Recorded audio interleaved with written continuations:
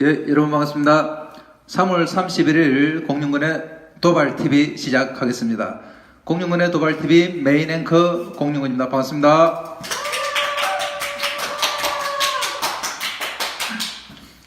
예, 색다른 목소리가 들리는데요. 오늘은 삭막한 공룡근 선거 캠프에 미녀 두 분이 방문을 해주셨어요. 분위기가 확 다르네요. 환호 한 번 더 부탁드립니다. 예, 두 분이 오셨는데 마치 한 30분 오신 것처럼 소리를 내주셔서 고맙습니다. 예, 한 번씩 찾아주세요. 네. 예, 오늘은 3월의 마지막 날이고 또 뭐 진해 군항제가 시작되는 참 봄의 한가운데 있는 날인 것 같습니다. 그제 병광용 그제시장 예비 후보의 개소식이 있어서 제가 그제까지 다녀왔습니다.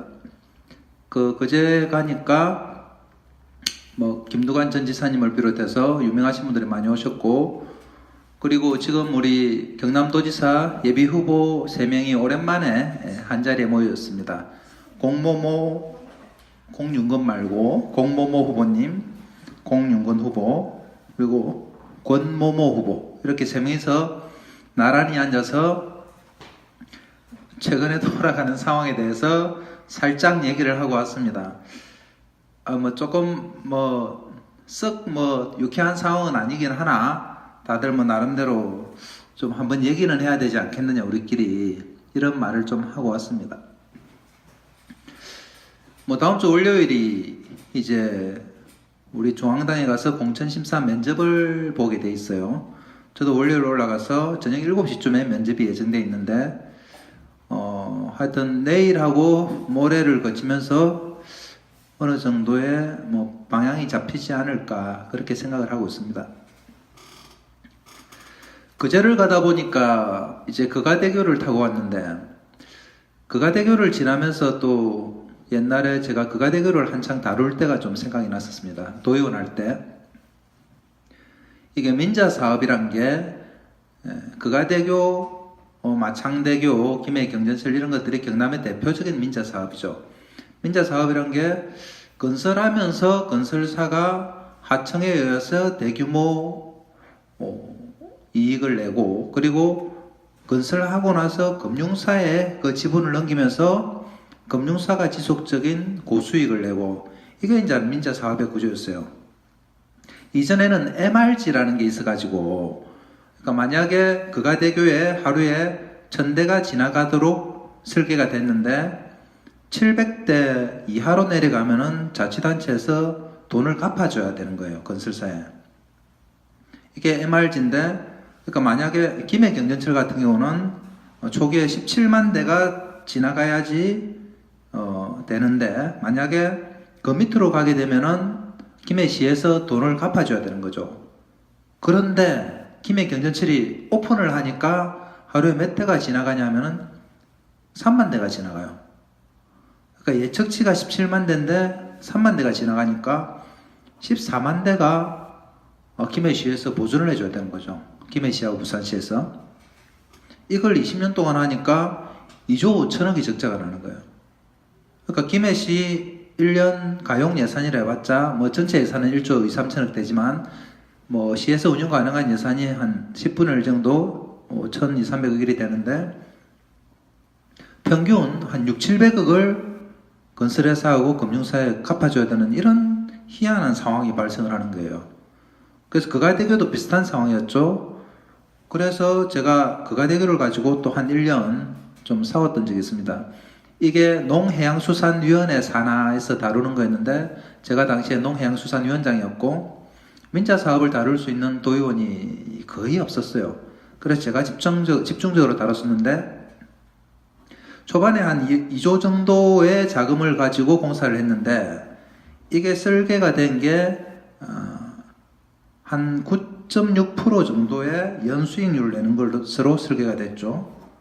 그러니까 어마어마한 수익 아니지 않습니까? 요새 이자가 얼만데. 그래서 이걸 가지고 자본 재구조화를 하는 과정에서 제가 아주 세게 경남도하고 싸웠던 적이 있습니다. 9.6%를 자본 재구조화를 하면서 2조 정도를 새로 자금을 빌려와서 기존의 고리이자를 갚아나가는 이런 구조인데, 그때 5.몇 프로로 경남도에서 가져올리는 걸 제가 태클을 걸어서 최종적으로 당시 한 4.7% 정도로 갚아나갔던 기억이 있습니다. 0.1%가 한 1,000억에 해당돼요. 그러니까 어마어마한 금액이죠. 그가대교를 지나다 보니까 오늘 그때 생각이 나서 잠시 민자사업 그리고 MRG 그가대교의 이제 자본 재구조화에 대해서 이제 간단하게 설명을 드렸습니다. 그리고 그제 하면은 제일 생각나는 게 조선산업이지 않습니까? 그제 경기가 역대 최악의 상황으로 치닫고 있는데 그 주 요인이 이제 그제 대우조선하고 삼성중공업의 불황이라는 악재 때문에 그래요. 조선산업은 이제 경기 순환을 하게 되는데 지금 아주 하락이 지속되고 있으면서 회복이 언제 될지 알 수 없는 상황이 지속되고 있죠. 전문가들 얘기로는 한 3년에서 5년 치고 있는데 그것도 불확실한 상황이다. 3년이나 5년 뒤에도 그 이전에 한 반 정도밖에 성장하지 못할 것이라 이런 예측들을 하고 있습니다. 이게 왜 그러느냐? 핵심은 조선산업의 부진의 핵심은 대우조선입니다. 대우조선의 부진의 핵심은 딱 두 가지예요. 첫 번째가 관피아, 그리고 두 번째가 해양 플랜트에 대한 인식 부족이었어요. 그러니까 관피아들이 대우조선이 산업은행에서 자본 투자를 하면서 관에서 사정을 내려보내는 거였어요. 그러니까 이제 내려간 사장들은 자기 임기 동안 2, 3년 동안은 실적을 내려다 보니까 분식 회계를 막 한 거라. 이게 분식 회계 금액이 2012년에서 14년까지 한 3, 4년 동안 무려 5조 7천억이었어요. 그러다 보니까 한 회사가 5조 정도의 분식 회계를 해버리니까 살아남을 수가 없죠. 그 이후로 발칵 뒤집어지고 그 회계를 담당했던 회계법인은 중지가 되고 기소를 당하고 막 이런 상황들이 발생을 했죠.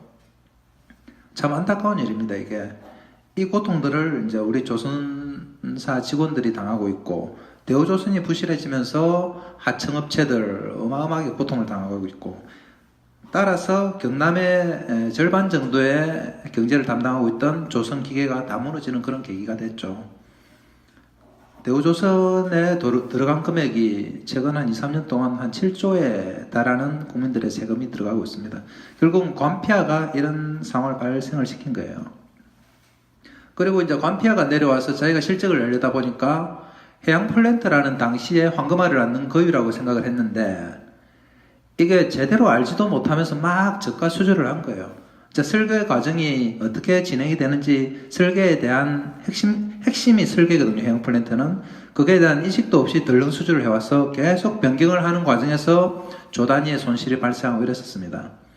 그러니까 그 최고 경영자를 얼마나 잘 내려보내느냐 하는 게 그리고 정부의 입김이 작용하지 않는 구조를 만드는 게 얼마나 중요한가를 대우조선의 사례에서 아주 뼈저리게 볼 수 있었죠.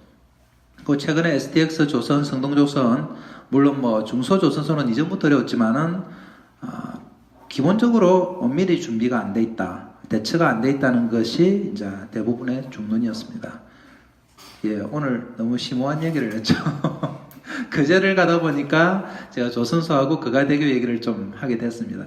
그리고 갔다가 오면서 진해 또 군항제가 있어서 군항제 가서 잠시 인사를 드리고 그렇게 왔습니다. 벌써 몇 마디 하니까 시간이 다 갔나 보네요. 오늘 토요일인데 그 토요일 저녁 편안하게 쉬시고 가족들하고 또 저녁 맛있게 드시고 저는 내일 저녁에 다시 뵙도록 하겠습니다. 경남도지사 예비후보 중에서 가장 빠르게 지지율이 상승하고 있는 공윤건의 도발TV 이것으로 마치겠습니다. 고맙습니다.